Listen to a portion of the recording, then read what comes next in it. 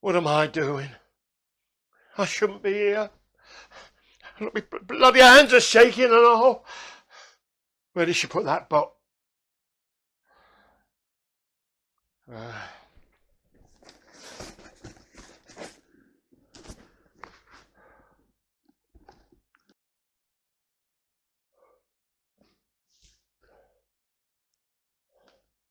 I can't wear this. I'll be a laughing stock. It's all Smelly's fault. That's not his name. His name's Snell, Benny Snell. We call him Smelly for short. I play dominoes with him down the Red Line on Wednesday and Sunday nights. There's four of us, him, Archie Bakewell, Sid the Ferret and me. Oh, none of us drink much, only a pint or two. Well, we can't these days, not with our leaky bladders. Right. Mr. Higginbottom? Don't come in, I'm not ready yet. No, I didn't think you would be. Did you find the costume?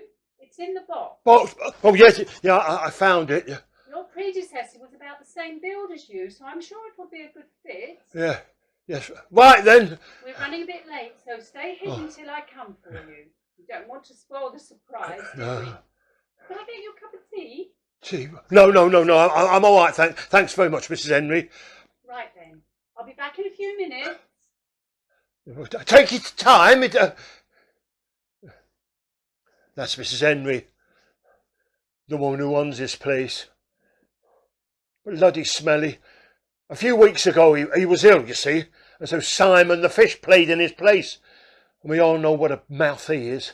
Well, while we're trying to concentrate on our dominoes, he always goes rabbiting on about something or other. Talk about verbal diarrhoea. Well, anyway, we're halfway through a game when off he goes. Do you know what? Do you know what I think, he says? I think the young men of today have got no guts. Then he paused to leer 5-3 before going on. This bloke sitting next to me on the bus had those wires coming out of his ears, and when I looked at him I could see tears were rolling down his cheeks. So I nudged him, he said, and asked him if he was all right. Are you going to lay a domino or what? I asked him. Oh, he's so bloody slow. Well, eventually he played a double 3 and started again. He told me he was listening to Elgin's Nimrod or something like that, and it always made him cry. I mean to say, what's a grown man doing sitting on the top of a double-decker bus on his own, crying his bloody heart out over a piece of music? And then Smelly stopped to make it 3 at both ends, knowing full well I couldn't go. Well, I knocked irritably on the table, and he started again. What's wrong with the world today? He said. In my time, men never cried, not even when the bombs were dropping. Well, here Archie slammed down a 6-4, declaring himself the winner and making sure the landlord wasn't watching. We gathered in our 50p pieces. Well, you can't be too careful, you see. It's the gambling laws. Now, I was down 3 quid, and what with fish mouthing off 100 miles an hour, I wasn't in the best of moods, and so I said, well, how would you know? You weren't born till the end of the war was over, you silly bugger. Well, maybe so, but my father brought me up to be a man, and men do not cry listening to music, he said. And angrily, grabbing his walking stick, he got up and went out for a pee.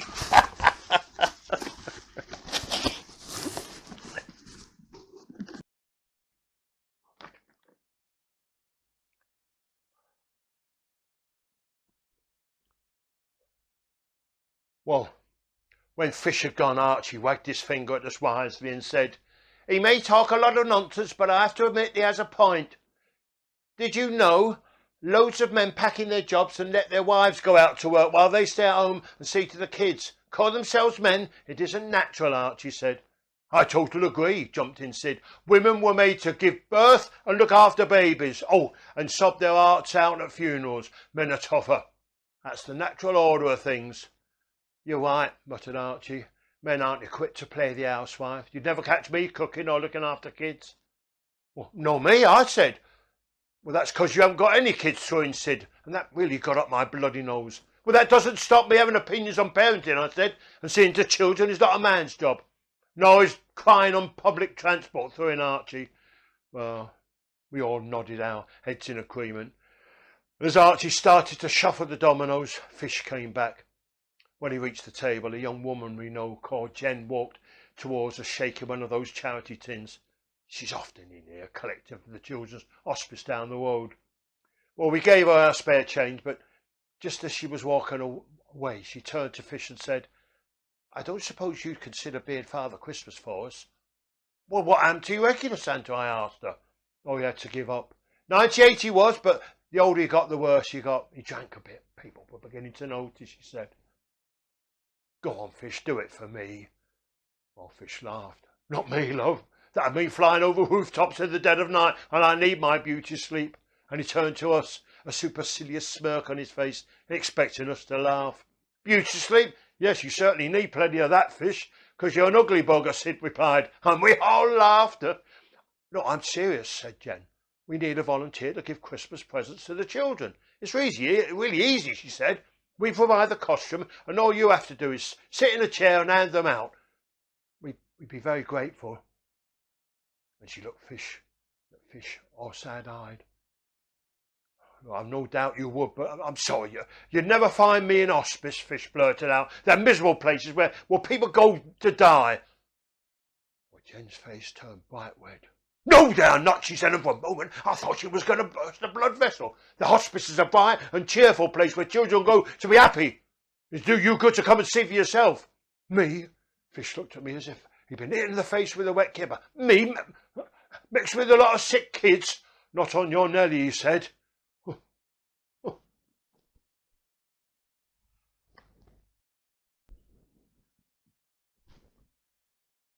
Well, I saw the hurt look on Jen's face. I couldn't help supporting her. "If you ask me, Fish, your white beard makes you a perfect man for the job," I told him. "And so does your red nose," laughed Sid. "And your big belly," added Archie. "Perfect Father Christmas," I said. Oh, you should have seen Fish's face. It was as black as thunder, and we were all loving it. "Go on, Fish," Sid said. "Do it for the lady. You're always saying how brave you are." "Well, you never cried when the bombs were falling and all that," I added. "Look, seriously, Jenny," he stammered. I'd love to help you out. Really, I would. But you see, it's my sciatica. I can't have kids sitting on my knees. It'd be too painful." "Brings tears to your eyes, would it?" asked Archie. "I thought real men didn't cry."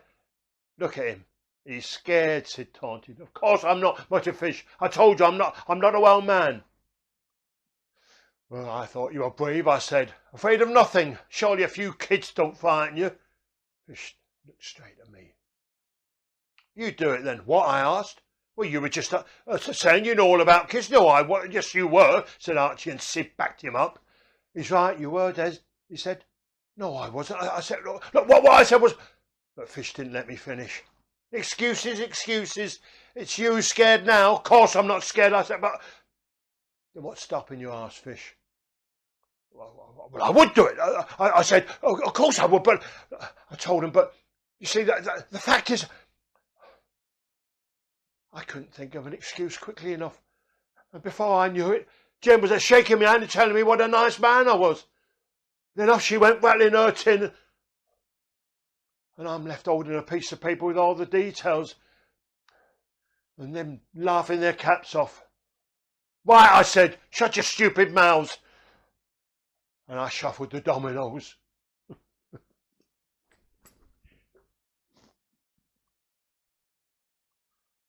Come on, let's get this over with. Where the hell is she? Oh shit, what did I do with that bell? Mr. Higginbottom, it's me again. Are you ready? Well, hang on, Mrs. Henry. I'm just looking for me bell. I can't find it. I have it in my hand. It was out here in the sack of presents. If you're ready, they're all waiting for you. Well, just give me a second. Oh, shit. Come on, Desmond Higginbottom. You can do this. Pull yourself together. Right.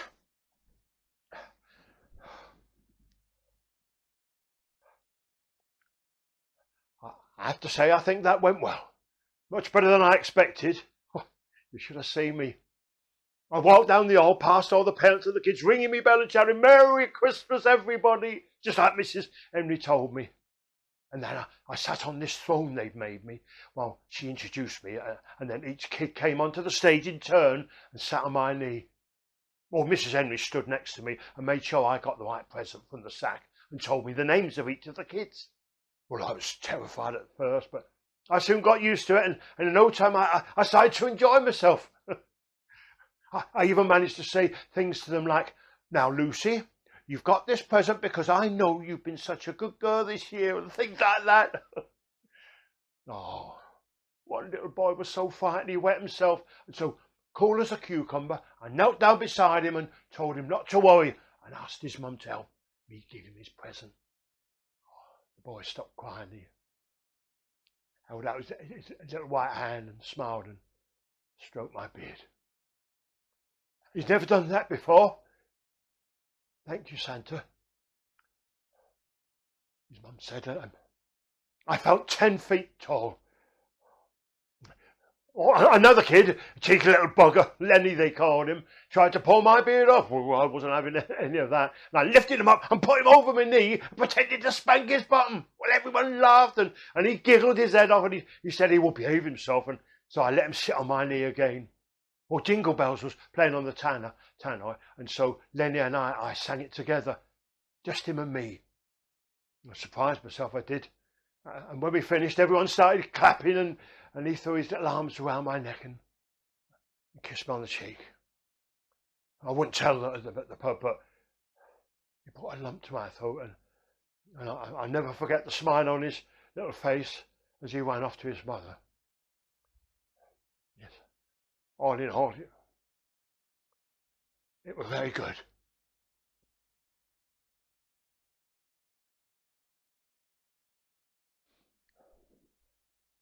Jen came into the pub the other day and went on about what a great Father Christmas I'd be. "You should have seen him," she said. "He was the best Father Christmas we've ever had. The children loved him." And she planted a big smack on my cheek. Oh, I was that embarrassed. But you should have seen their faces. Oh, Fish looked like a bus had hit him, while the other three sat there with their mouths wide open in disbelief. "But, well, good on you, Des," said Sid eventually. "Well, yes," agreed Smelly. "Oh, sounds like you did a good job." "Oh, no tears?" asked Archie. "Of course not. There was no reason why there should be," Jen assured him. "Really?" he said. "Well, all I can say is, well done, mate." And he slapped me on the back, and for once Fish had nothing to say. Well, I'm sitting here keeping out of the way. Me and my wife have decided to become volunteers. It's that happens. And we've come to talk it over with Mrs. Henry. Well, they always want people, not just at Christmas, but helping with the kids during the day, going round the pubs with collection tins, that kind of thing, just like Jen does. Well, my wife will be here soon. I came in a bit early so that I could mingle with the kids before we had the interview. See if they recognise me without my Father Christmas outfit on. And do you know what? Not one of them did, not even the little boy who wet himself. I asked Jen about Lenny, you know, the cheeky little bugger who tried to pull my beard off. Well, I was certain he'd recognise me, but he wasn't anywhere to be seen. Des, listen, this is a hospice, she explained. The children here have life-threatening illnesses. You do know that, don't you? And it suddenly dawned on me, children came here to die. And what she meant was Lenny had... I turned away. Tears welling up in my eyes. I couldn't help myself. No, Des. No, you don't understand, she said. Lenny has got a terminal illness, but he's all right. He's been checked over at the hospital. Probably nothing to worry about. He might be back before you go. I wanted to speak, but I couldn't.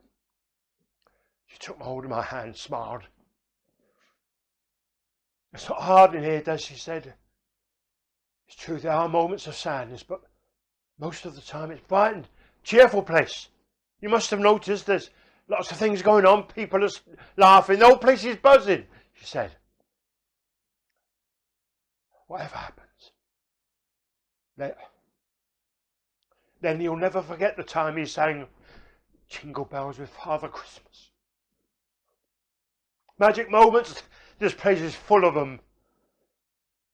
And just then one of the staff called for Jen and I. After squeezing my hand, she left me. So I came in here to get myself together. When my wife comes out, I'll tell her where Lenny is, and hopefully he'll be back in time for her to meet him. I better go. She'll be here soon. I told them in the pub about what happened. How looking after kids is for all of us, men and women. And you're never too old to learn. And so I'll just say it as it is. Tell them all about it, even me crying. Now that's being brave.